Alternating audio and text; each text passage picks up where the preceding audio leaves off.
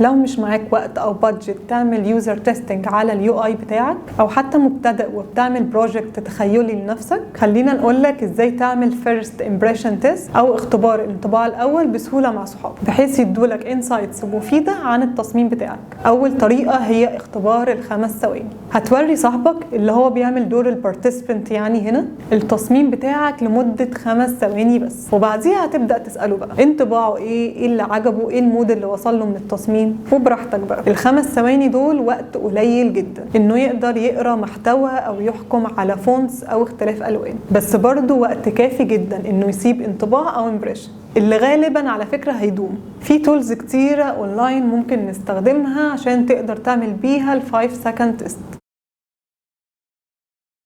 تاني طريقة تست بيها اليو اي بتاعك على صحابك اللي هم برضو البارتيسيبنت بتوعك هي الفيرست كليك تيست.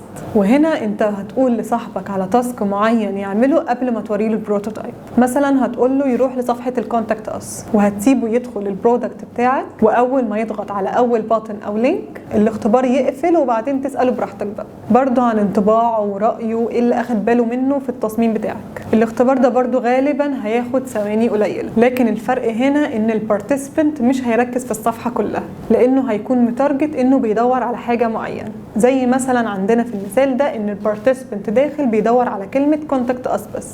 فلما تسال البارتيسيبنت ده انت فاكر ايه من شكل الصفحه، الحاجات القليله قوي اللي هيفتكرها هي دي اكتر حاجه ليها ويت في الديزاين بتاعك. فبالتالي انت هنا محتاج تتاكد انك عامل الفيجوال هيراركي في السكرين بتاعتك مظبوط.